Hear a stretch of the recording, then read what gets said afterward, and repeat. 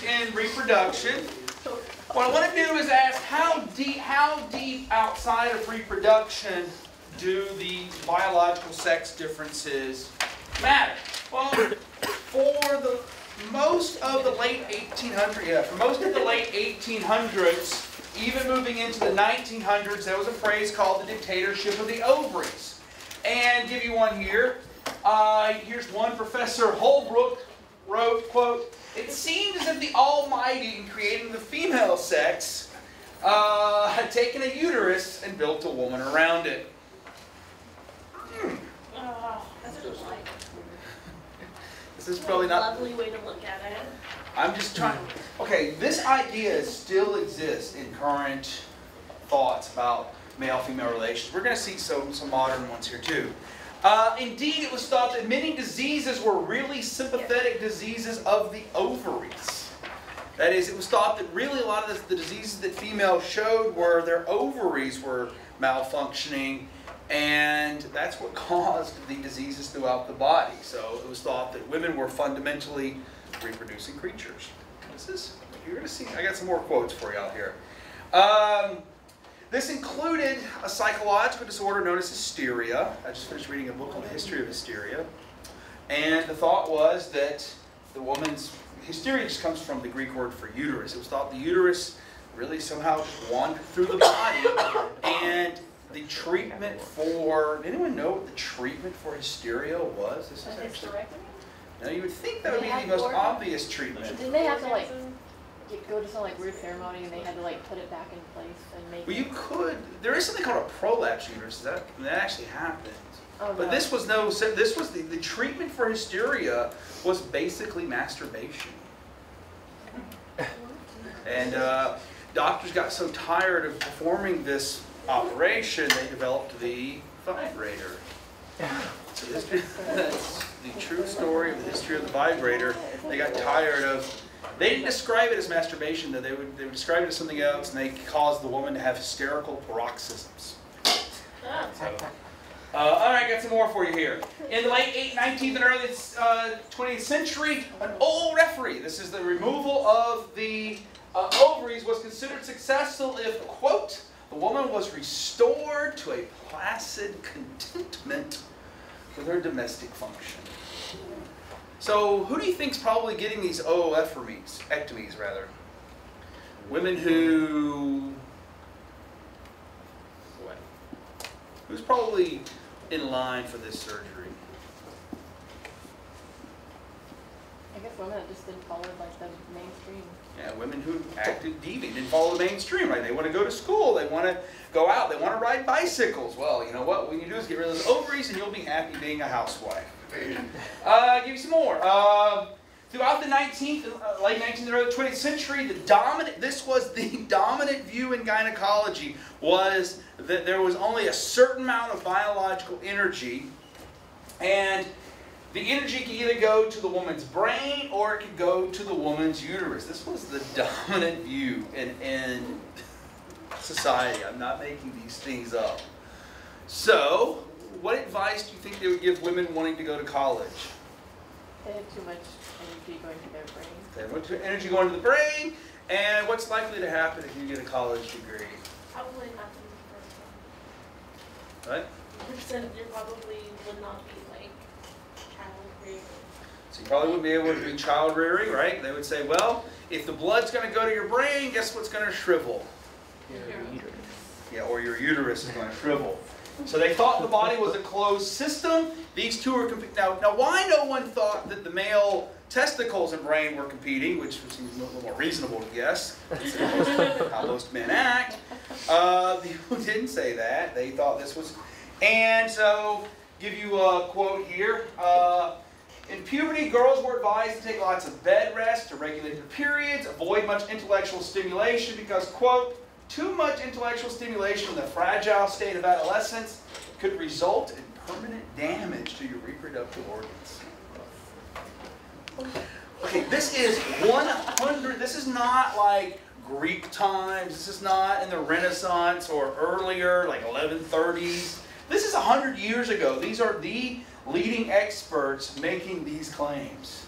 So, Once a month, females were expected to go lie down, close out all stimulation and just lie in bed. And there's no TVs, right? You got to remember, so you can't read novels because those might create weird ideas. So, Did they like provide data for this? Yeah, like on what grounds? I'm going to provide some data for you. Don't worry, they had data. Indeed, a well-respected book of the time argued that higher education would cause a woman's uterus to atrophy. This is not that long ago. So this question of is being female, or is that distinction of male-female a deep or shallow trait? How are they seeing that being female is deep or shallow? For them, it's a very deep trait, right? Because it affects everything else about you, right? Even if you should go to college. And yes, they did have some data. Don't worry, they had data. I have it in quotes because I think it's kind of suspicious. A 1902 study found that 42% of women in an insane asylum were well educated versus only 16% of the men. So they argued that getting an education did what to females? I guess maybe they just, educated women, go there, in there, you're insane. I didn't say this. Notice I got little quotes. I'm just saying the kinds of things that people said back then. Back then being 100 years ago. So they just deemed the well-educated women to be insane. Yeah. It was, well, you still find an issue where there are SES differences in who goes to see a psychologist and other variables. So there's a lot of problems with this data. An early study found that educated women were 1/4 as likely to marry. Well, Just giving you the data they offered to support their claims. Now, clearly we would say, what about these claims? They're not, like, they don't have any real thing to back them up. Like, there's so many other reasons that are accounting for, like, why that is true. How is it Absolutely. related There's to- so many other things going on, but there's a question worth asking is, have we got it right now? Is our current, in 100 years, are people going to see the things we say and go, oh, those people? They could. Yeah, they might. So we gotta be very careful in the claims we make here. All right, so I ended last time with this sort of odd question, and I'm going to keep coming back to this because I'm going to present some data that are being offered. So I'm going to give you some anthropology data on males and females, give you some cross-species data, and I'm asked this odd question: are human females and males best understood as humans first, or as female or male first? That is, are human males and females more similar, or are they more different?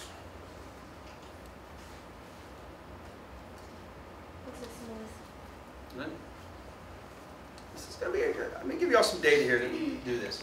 So let's start with a question: why are there two sexes? And I'm going to turn this down because I've got some pictures coming up. And I'm going to give you the standard explanation for why there are two sexes. And I'm going to come back to this question and go, are human males and females best thought of as members of one species, and so one common set of explanations?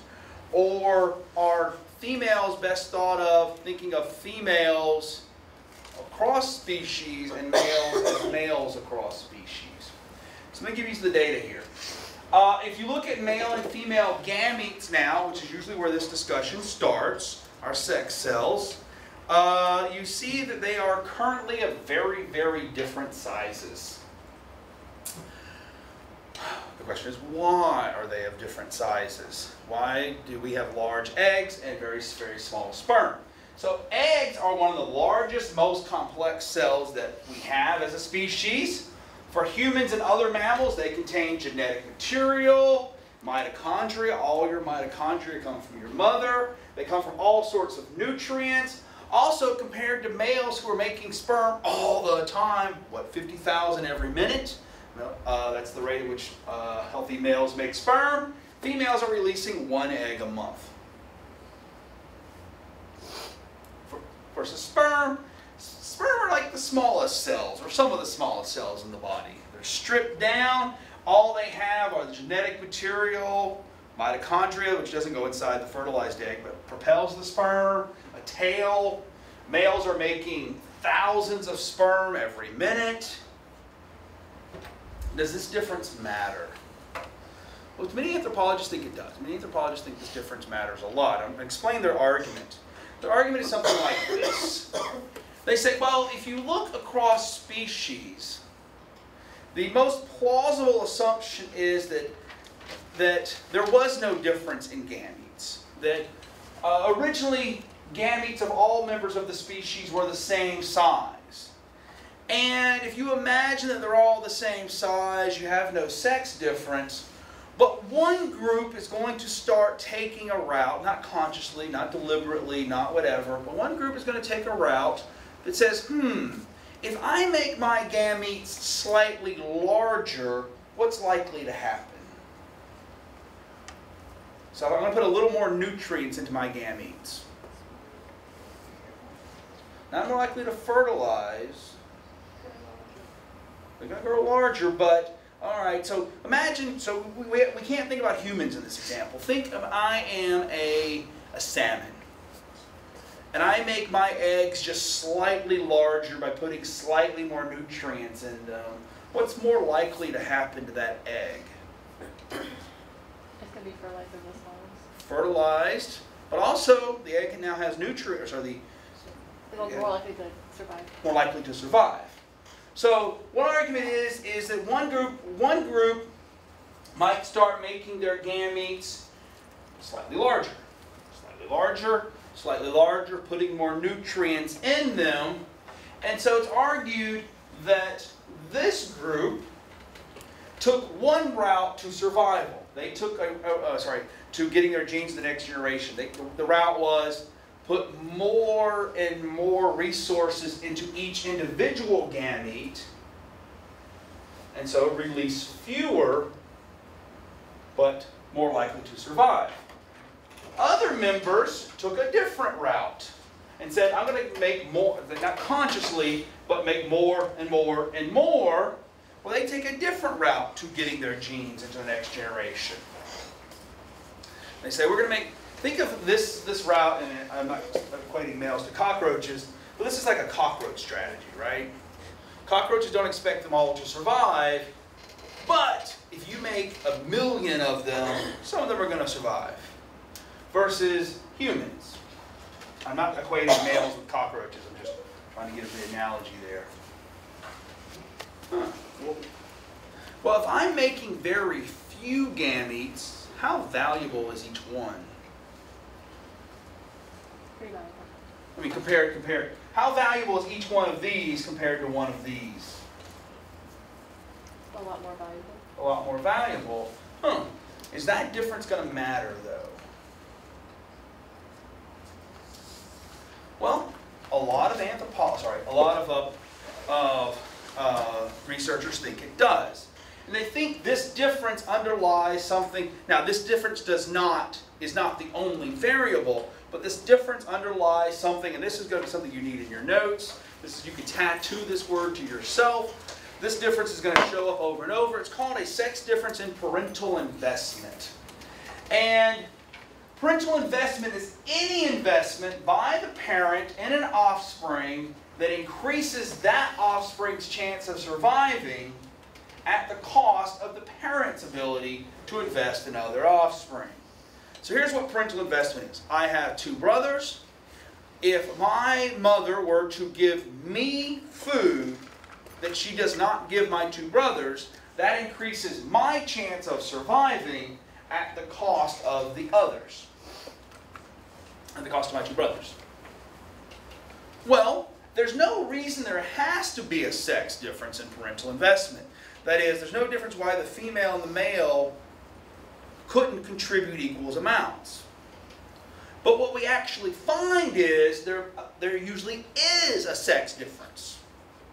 And that's what's going to intrigue us the most, is there's no need for a sex difference. But very often there is a sex difference in how much they contribute, or how much each sex contributes. And it seems to follow very often, not always, it seems to follow very often from gametes. Now, I got to emphasize, it's not always true.